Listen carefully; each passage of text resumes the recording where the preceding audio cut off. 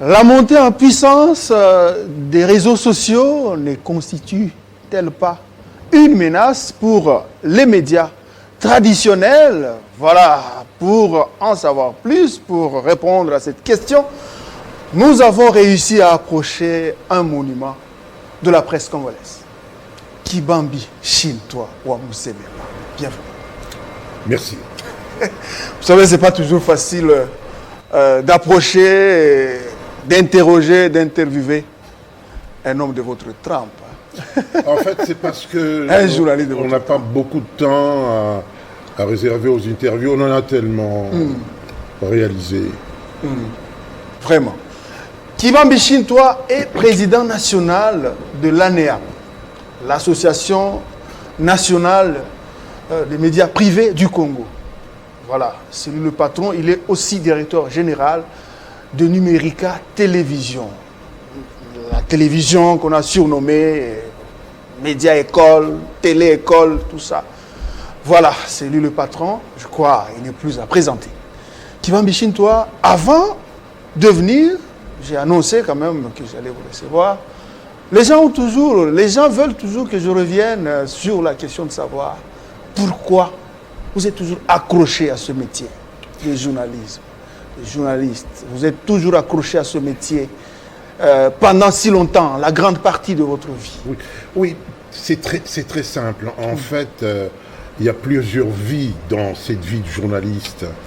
J'étais d'abord journaliste présentateur, vedette de la radio de Lubumbashi.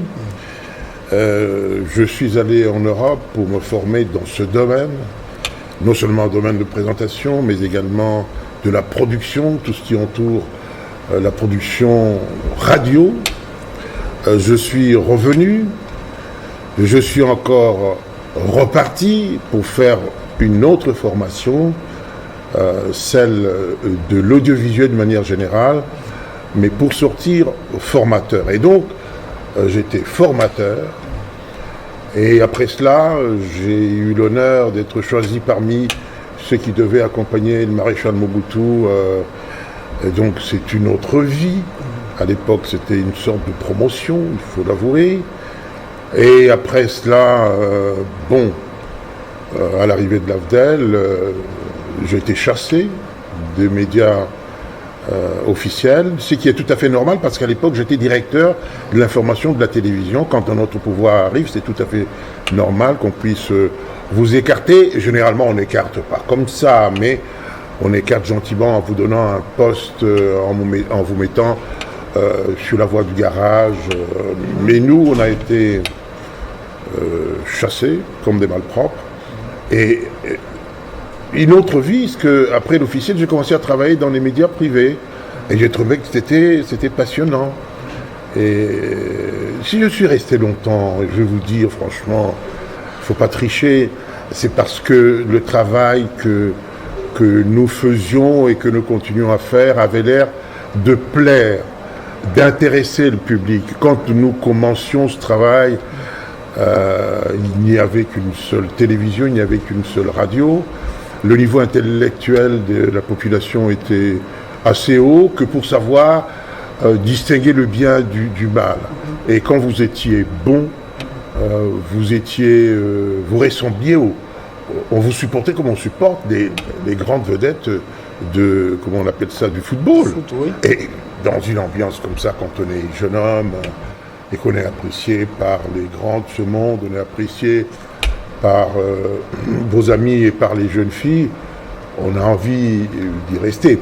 Une autre vie, c'est qu'après, comme vous l'avez dit, j'ai créé ma propre radio, ma propre télévision.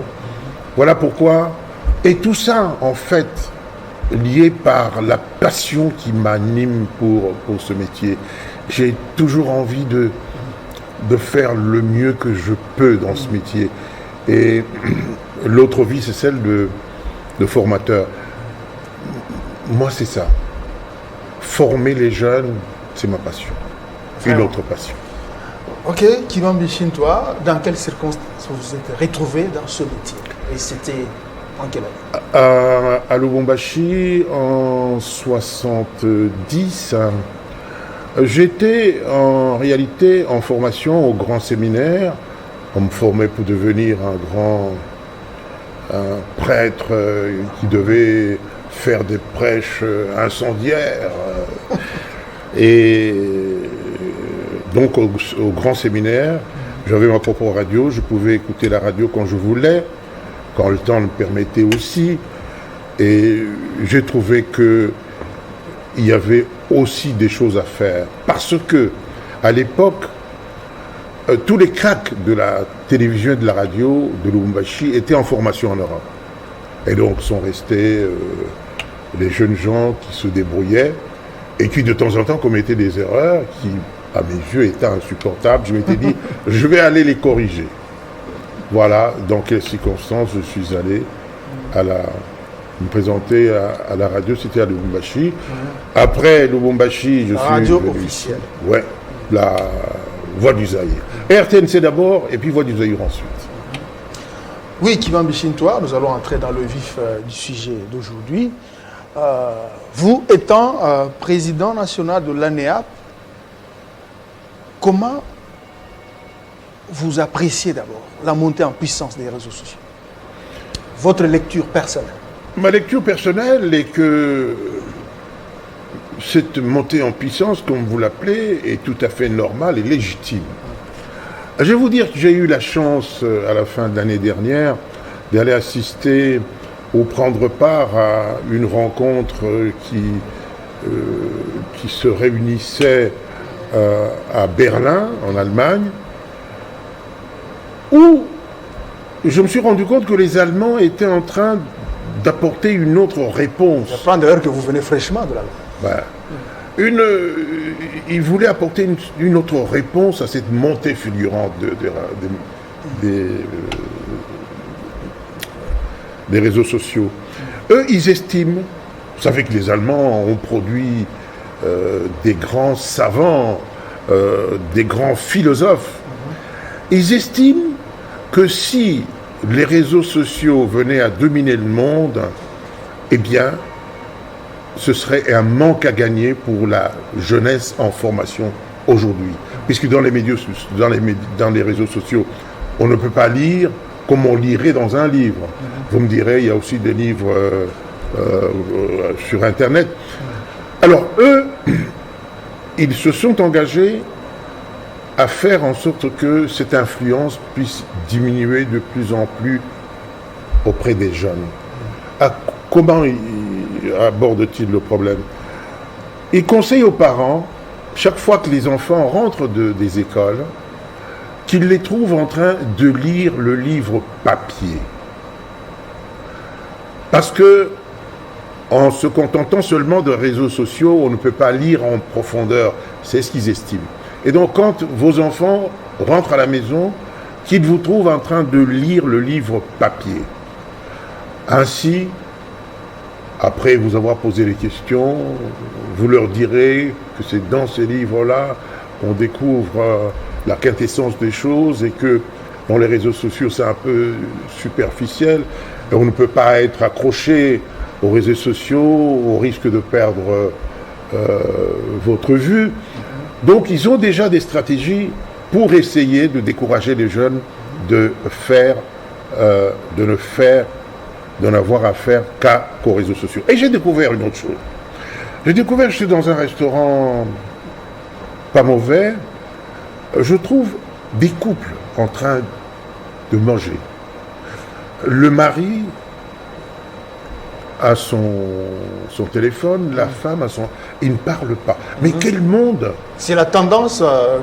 mais oui, mais quand vous arrivez dans chaque aéroport, chacun avec son téléphone en train de...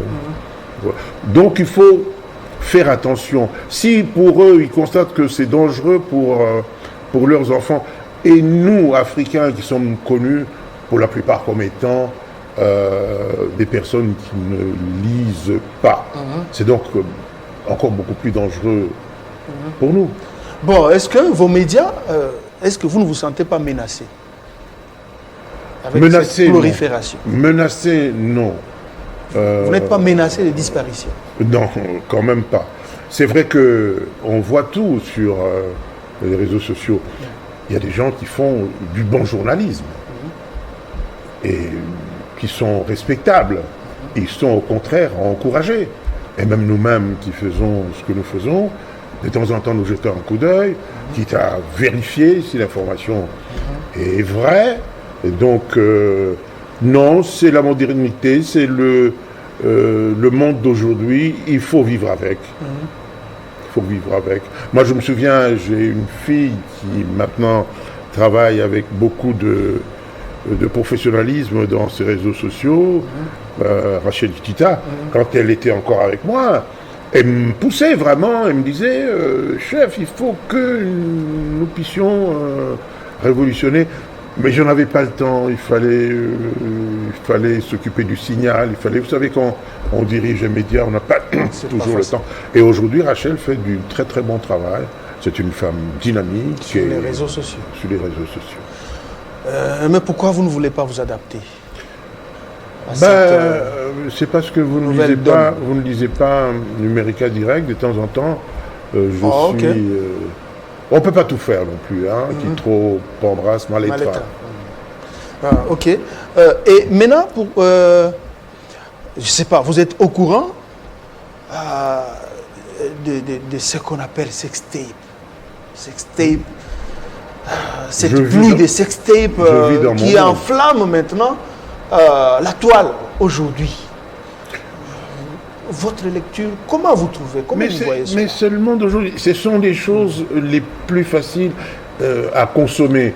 Et on vous les offre, vous les consommez, et on fait le buzz. Voilà, c'est le monde dans lequel nous vivons. Mais je crois que c'est tout de même dangereux. Ce que nous lisons, ce que nous voyons sur... on se tourne de ce côté-là, ça c'est la facilité et tout le monde. Et ce qui est dangereux en fait, c'est que tout le monde peut le faire.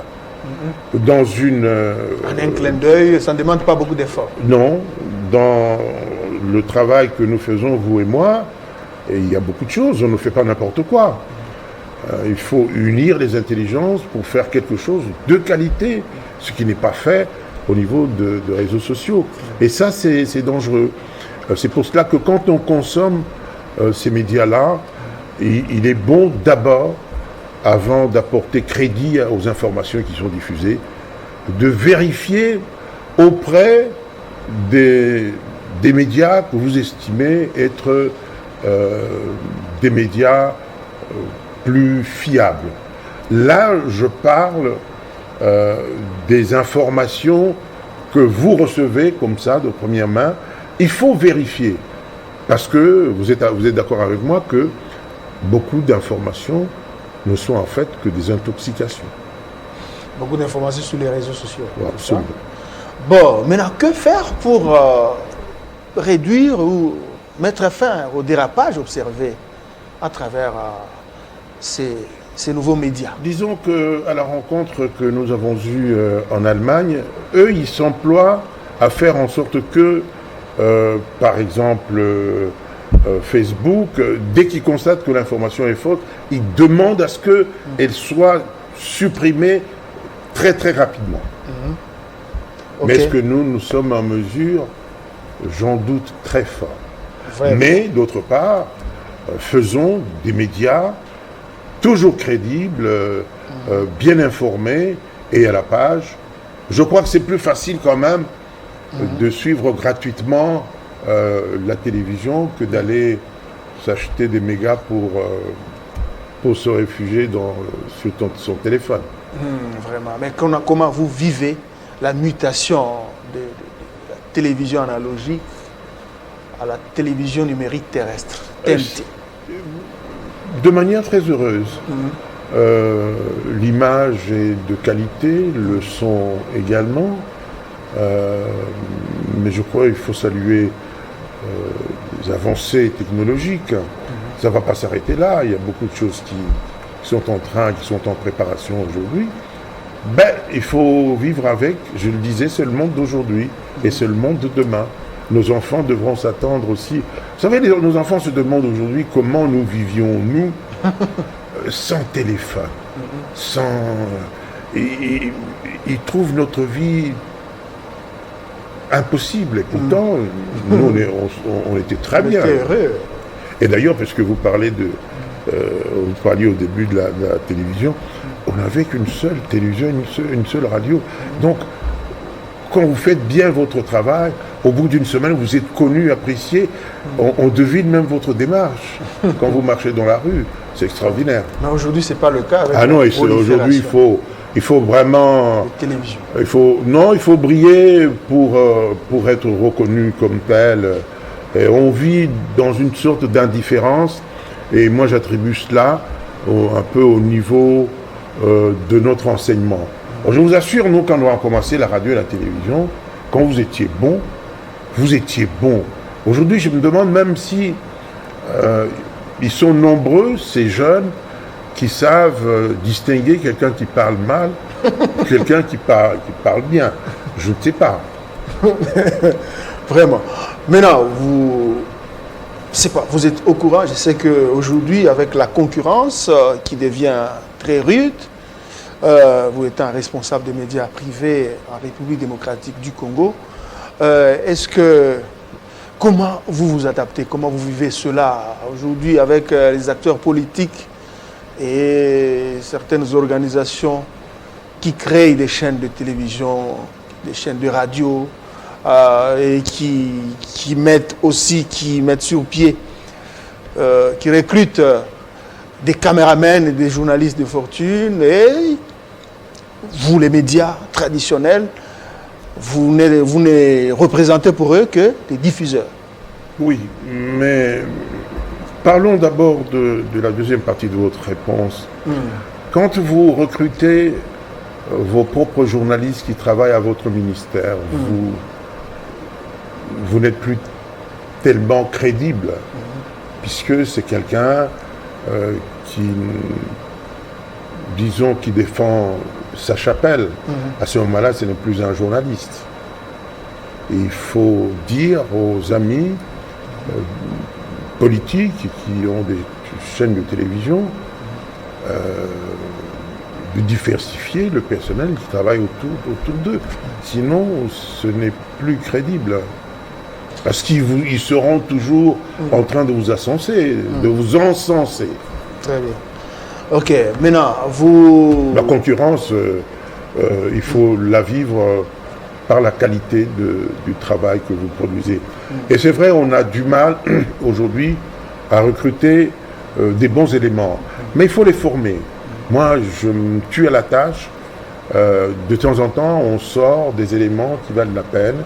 Et s'ils sont bons, ils continuent à être bons. Et si les moyens sont là, on peut se rendre tout à fait indispensable. Vous savez, par exemple, qu'aux États-Unis, les informations sont suivies beaucoup plus le matin que le soir. Avant d'aller au travail, on a envie de savoir ce qui s'est passé. Alors, si vous êtes en mesure de montrer une équipe qui, déjà à partir de 5 heures, peut faire un flash intéressant, bien présenté, bien alimenté, les gens vous suivront.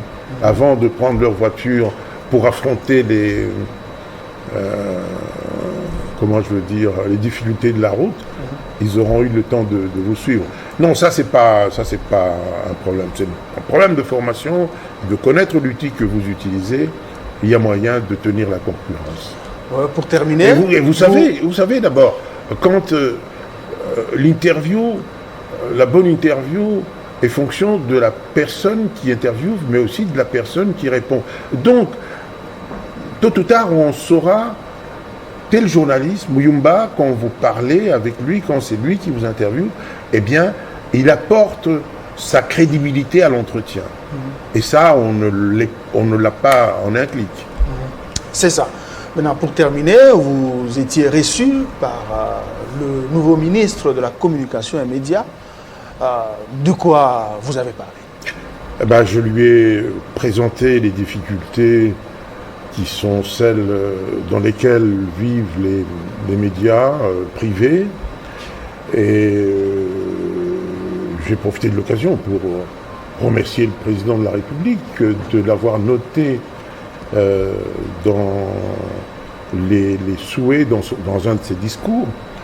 Et le ministre a tenu à attirer mon attention sur le fait que nous devrions, un bon citoyen, c'est celui qui paye l'impôt. C'est vrai que nous payons les impôts, mais il y a d'autres taxes auxquelles il va falloir que nous nous habituions. Comme j'ai demandé à son Excellence, Monsieur le Ministre, de bien vouloir réunir un bon panel de mes amis pour qu'ensemble nous puissions nous mettre d'accord, je crois que ça ne vaut pas la peine que je puisse continuer sur ce sujet. Merci Jean-Pierre Kibambi Chintois. Peut-être un mot à l'intention des milliers de jeunes journalistes qui vous admirent à travers le monde, particulièrement à travers la RDC. Un seul secret, c'est aimer ce métier et tout faire pour le bien faire. C'est-à-dire lire constamment, s'informer, parce que celui qui prétend vouloir bien informer ses téléspectateurs et auditeurs doit être d'abord lui-même bien informé. Et c'est pour cela que je fais ce que j'appelle chez moi la petite lucarne, où je corrige un peu le français de la rue pour le mettre au niveau du français courant. Voilà, merci Jean-Pierre Kibambi Chintois, l'un des monuments de la presse en République démocratique du Congo. Vous traversez les époques et vous ne vieillissez pas, c'est bien. Grâce au sport. Très bien.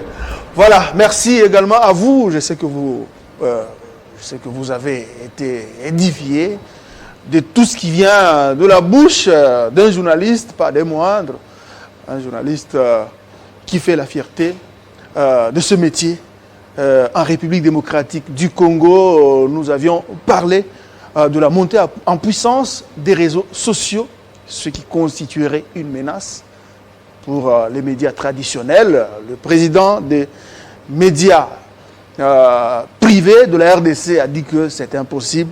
Les médias traditionnels continuent à faire un travail de qualité. Il faut continuer à le faire, c'est important.